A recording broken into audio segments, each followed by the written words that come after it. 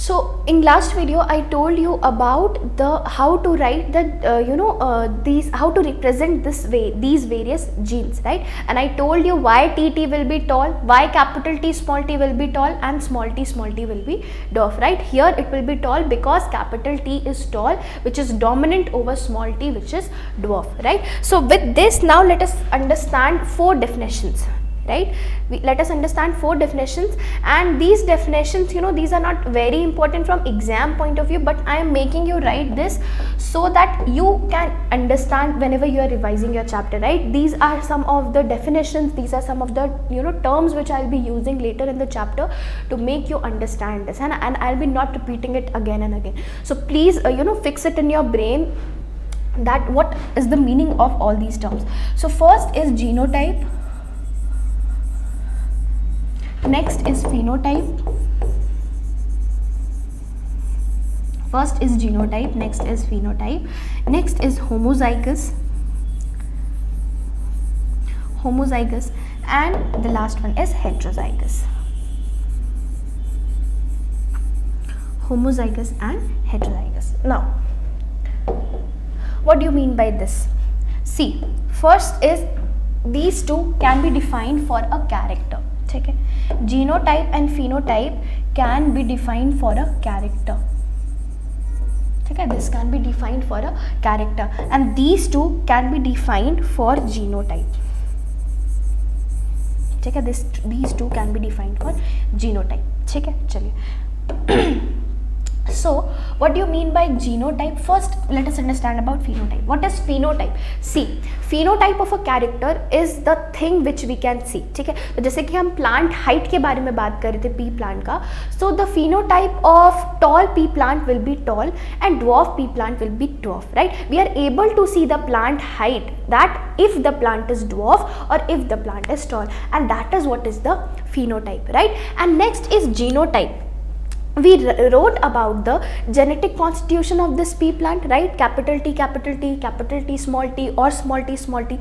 So this genetic composition, this is what we cannot see, right? We cannot see this, and since we cannot see this, this is what is called as the genotype, right? This is the genetic constitution of that plant, right? So the thing which we can see is the phenotype of that particular organism, and the genetic constitution of that organism is genotype. So please write down what is genotype. Genotype is the genetic constitution of a character of an organism. Genotype is the genetic constitution of a character of an organism, and it cannot be seen. It cannot be seen, right? Mendel was not able to see that if this tall plant has got capital T genes or capital T small t genes, right? This is genotype. And please write down about phenotype. Phenotype is the thing which we can see, or observe in a character, जैसे कि character is plant height. So what we can see whether the plant is tall or whether the plant is dwarf. So example of genotype will be capital T, capital T, small t, small t, small t, right? And phenotype will be capital T, it will be tall or it will be dwarf. It will be tall or it will be dwarf, right? So let us move forward. Now this genotype, this can be of two types. It can either be homozygous or it can be heterozygous. है ना, नाम से ही पता चल रहा है. Homo मतलब क्या? Homo means same. So that genotype which has got both the same alleles, both the alleles which are same, that is what is called as homozygous, right? That is what is called as homozygous. And what do you mean by heterozygous? The genotype which has got two different alleles, that is what is heterozygous. So what will be the example of homozygous? Please write down. Homozygous means when a character has both the same alleles, right? So what will be the example? That will be capital T or small t, small t. और small t, ठीक है. And what will be heterozygous? Heterozygous का example please write down. When the genes for a character, when the genes bracket under allele, when the alleles of a character are different for that character in an organism, when the alleles are different for a character in an organism, when the alleles are different for a character in an organism, that is what is called as heterozygous, right? So what will be the example of heterozygous? That will be capital T and small t, है ना. यहाँ पे दोनों जो alleles है वो आपके अलग है. I hope you are clear यहाँ तक. Now let us understand how to make this monohybrid cross, and you will also make this monohybrid cross with me. ठीक है, आप मेरे साथ ये बनाएंगे साथ में. चलिए, so हम लोग स्टार्ट कहाँ से करेंगे? We will always start with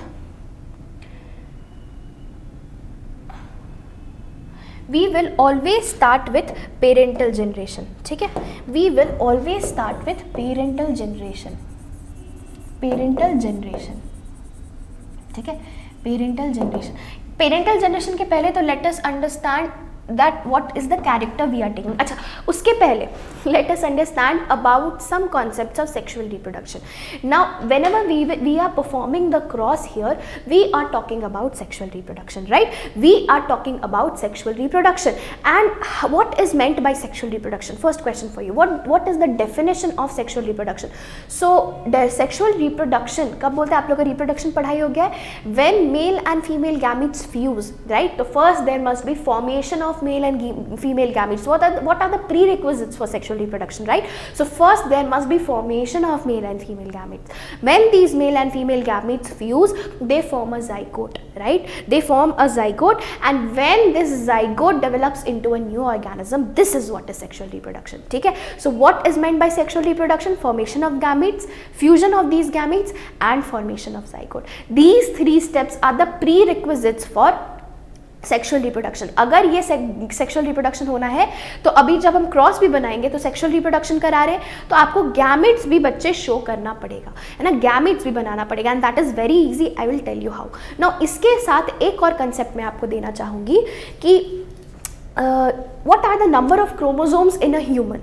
So all of you must know that we have got 23 pair of chromosomes. ये हर बच्चे को पता होता है, लेकिन ये होता क्या है? These 23 pair of chromosomes और 46 chromosomes, 23 pair या जो 46 chromosome हमारे में होते हैं, you know, this is constant for a species. This is constant for human species, and this cannot be changed.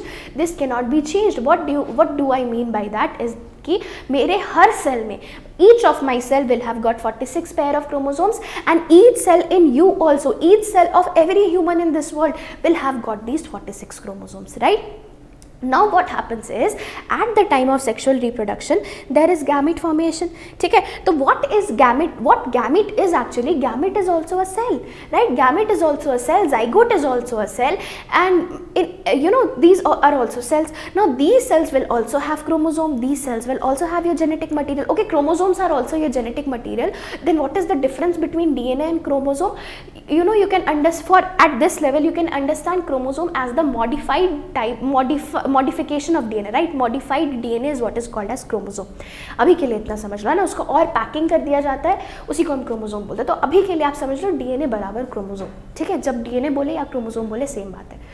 So now this chromosome or the number of DNA in my cells is 46, right? Now my gametes will also contain these my gametes will also contain this DNA or these chromosomes. Now understand बच्चे that if my male gamete also has 46 chromosomes and my female gamete also has 46 chromosomes, what will happen when they fuse? Now the zygote which is formed after the fusion of this male and female gamete, that will have 46 into 2, that is 46 plus 46, that is 92 pair of 92 chromosomes. Now this is, you know, this is not good. I told you that all the humans in this world should have how many chromosomes in their cell? Should have 46 chromosomes in their cell. So what did nature do to correct this anomaly? Nature thought that, Mother Nature thought that, अच्छा हर gene का मेरे पास 2 pair है ना, यहाँ पे भी हम chromosomes को भी कैसे लिखते हैं? वी राइट इन पेयर्स, है ना, हम कहते हैं 23 पेयर्स है. तो हर क्रोमोसोम का या हर जीन का या हर डीएनए का हमारे पास 2 एक पेयर है ना, मतलब 2 नंबर है ना, तो क्यों ना हम एक ऐसा सेल बनाए जिसमें सिर्फ इन पेयर में से एक ही जाए है ना, पेयर नहीं जाके एक ही जाए। सो तब क्या होगा, मान लेते हैं वही एक सेल को गैमीट बोलते हैं, राइट। सो मान लेते हैं मेल गैमीट में सिर्फ उस जीन का एक ही जीन है, राइट। फीमेल गैमीट में भी उस जीन का एक ही जीन है। So what will happen when these two will fuse? zygote will now have 1 pair or 2 genes again, and the number of chromosomes will be restored. Number of chromosomes or the genes will be restored, right? It will not be 4, rather it will again become 2. ठीक है। सो इतना मैंने क्यों बताया? इतना मैंने आपको ये बताने के लिए बताया कि जब भी बच्चे आप जीनोटाइप से ऑर्गेनिज्म का गैमेट बनाएंगे, आप उसको हाफ कर देंगे, ठीक है, आप उसको हाफ कर देंगे। इसका मतलब बेटर अभी आपको आगे जब मैं क्रॉस बना के दिखाऊंगी तब आपको और समझ आएगा, ठीक है। सो जो पिक्चर मेरे पास मेंडल का था उससे कंपेयर करते हुए हम लोग अपना मोनोहाइब्रिड क्रॉस बनाएंगे, और आप एग्जाम में बिल्कुल ऐसे ही क्रॉस बना कर आएंगे, आपको फुल मार्क्स मिलेगा, ठीक है। एग्जाम में आप बिल्कुल ऐसे ही इसी पैटर्न में इसी फॉर्मेट में क्रॉस बनाएंगे, ठीक है। So now let us start, ठीक है। So firstly what we are studying about the monohybrid cross, है ना। आप मेरे साथ बनाते चलेंगे मोनोहाइब्रिड क्रॉस, ठीक है, monohybrid cross. Now in this monohybrid cross what is my character? What is the character I am considering? The character here is plant height. Plant height, ठीक है। The character here is plant height, and plant height कितने तरह का है? Plant height आपको ऐसे दिखा देना है that it is of 2 types. First is tall and other is dwarf, ठीक है। First is tall and second is dwarf, and now we know that अब मतलब अब सिंस आप एग्जाम के लिए बना रहे हैं तो you must know that tall is dominant and dwarf is recessive, है ना। मेंडल हम लोग नहीं है कि एक्सपेरिमेंट करें कि we don't know whether tall is dominant और डॉर्फ इज रेसेसिव, ठीक है। So now you know that tall is dominant and dwarf is recessive. तो यहाँ पे ही आप ऊपर में ही इंफॉर्मेशन स्टेट कर देंगे that this toll is dominant, ठीक है, and this dwarf is recessive, ठीक है। और इसलिए इसको हम रिप्रेजेंट कैसे करेंगे? This will be represented by capital T, this will be represented by small T. I hope यहाँ तक किसी को कोई प्रॉब्लम नहीं है। यहाँ तक आप ऊपर में ही मेंशन कर देंगे that we are making a monohybrid cross of character plant height in which tall is the dominant character and dwarf is the recessive character, and tall is represented by capital T and I am representing dwarf as small T, ठीक है। यहाँ तक कोई problem नहीं। Now अब समझना, हम लोग सबसे पहला, अब जहाँ से भी हम लोग स्टार्ट करते हैं, from where do we start? We start with the parental generation, we start with the parental generation, ठीक है। So let us start with the parental generation, ठीक है। पेरेंटल जनरेशन, अब ये पेरेंटल जनरेशन में मेंडल ने क्या किया था? मेंडल ने 2 प्योर लाइन प्लांट्स लिया था, राइट। मेंडल ने 2 प्योर लाइन प्लांट्स लिया था, एक लिया था टॉल, एक लिया था डॉर्फ, ठीक है। तो हम लोग जो भी प्लांट्स लेंगे उसका दोनों लिखेंगे, हम उसका जीनोटाइप भी लिखेंगे, पहले फिनोटाइप लिख लेते हैं ना, हम उसका फिनोटाइप भी लिखेंगे और हम उसका जीनोटाइप भी लिखेंगे, ठीक है। हम उसका फिनोटाइप भी लिखेंगे और हम उसका जीनोटाइप भी लिखेंगे। So first thing, what was the phenotype of the 2 plants which Mendel took? Mendel took 1 tall pea plant and Mendel took 1 dwarf pea plant, ठीक है। एक मेंडल ने टॉल लिया था, एक डॉर्फ लिया था। आई होप यहाँ तक किसी को कोई प्रॉब्लम नहीं है। और इन दोनों का क्रॉस कराया था ना। What is meant by cross? Cross means sexual reproduction, ठीक। अब ये टॉल को हम रिप्रेजेंट कैसे करेंगे? What will be the genotype? अब आपको पता है या तो इस टॉल का जीनोटाइप टी हो सकता है या इस टॉल का genotype capital T small T हो सकता है, लेकिन बताओ कौन सा होना चाहिए? So you must know that it should be capital T. Why? Because Mendel took pure lines, right. Mendel took pure lines, and pure lines कब होगा?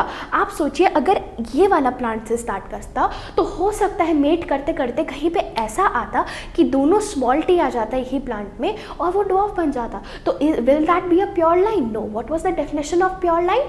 Pure line is a plant which on reproducing for generation to generation will give only tall plants. That is what is called as pure line, ठीक है। तो एक भी अगर dwarf का अलील आ जाए तो वो प्योर लाइन नहीं रहेगा, right. So that means homozygous genotype will be pure lines. तो यहाँ पे आप अब समझ गए कि हमको जब भी एक्सपेरिमेंट स्टार्ट करना है, मेंडल जब भी एक्सपेरिमेंट स्टार्ट किए थे तो प्योर लाइन से किए थे, इसलिए जीनोटाइप कैसा होगा, that will be capital T, ठीक है, that will be capital T, ठीक है। तो ड्वार्फ का जीनोटाइप भी कैसा होगा, that will be small T, है ना। मैं रेसेसिव वाले को आपके लिए ग्रीन से रिप्रेजेंट कर रही हूँ और डोमिनेंट वाले को येलो से कर रही हूँ। आप अपने कॉपी में भी अलग अलग कलर से बना सकते हैं, इनफैक्ट आपको बनाना चाहिए अलग अलग कलर से, इससे आपको बाद में रिविजन करने में आसानी होती है, ठीक है। ये बना दिया। अब नेक्स्ट आप बताइए ma'am what is the next step of sexual reproduction. So the first step, now these are sexually reproducing, so what is the first step of sexual reproduction, you will say that first step of sexual reproduction is gamete formation, right. मेरे को next generation बनाना है, मेरे को offspring बनाना है, zygote बनाना है, वो कैसे बनेगा, पहले तो मेरे को गैमीट्स बनाना पड़ेगा। So how will these gametes be formed, right. So first next step में आप क्या करोगे, नेक्स्ट स्टेप में you will write the gametes, ठीक है। ये वाला पेरेंट कुछ गैमिट प्रोड्यूस करेगा, ये वाला पेरेंट कुछ गैमिट प्रोड्यूस करेगा, ये मेल फीमेल गैमिट फ्यूज करेगा और फ्यूज करके जाइगोट बनाएगा, ठीक है। सो अब जब भी गैमिट बनेगा, मैंने आपको क्या बोला था, ये आपका जो नॉर्मली अलील्स रहता है सेल में, या क्रोमोसोम रहता है या जीन्स रहता है, these are always paired, but what happens at the time of gamete formation, at the time of gamete formation these separate, at the time of gamete formation these separate. तो separate होगा तो एक gamete में सिर्फ आपका एक ही अलील रहेगा, एक ही जीन रहेगा। तो आप सोचिए इन दोनों को अगर मैं यहाँ से सेपरेट करूंगी तो एक टाइप का गैमिट बनेगा जो कैपिटल टी होगा, दूसरे टाइप का भी जो गैमिट बनेगा वो कैपिटल टी ही होगा। तो कैपिटल टी का दो बार लिखने से कोई मतलब नहीं है। यहाँ पे जो हम रिप्रेजेंट करते हैं क्रॉस में, we always represent the types and not the number, ठीक है। गैमिट्स हजारों बन सकते हैं, लाखों बन सकते हैं, लेकिन हम सिर्फ टाइप रिप्रेजेंट करते हैं। तो कितना टाइप का गैमिट बना आप बताओ, दोनों कैपिटल टी है, तो मेरे पास सिर्फ एक ही टाइप का गैमिट बना, and that gamete will have what type of allele, will have this parent will form a gamete with capital T, right. So इसको लिख लेते हैं हम लोग, this parent will have a gamete capital T।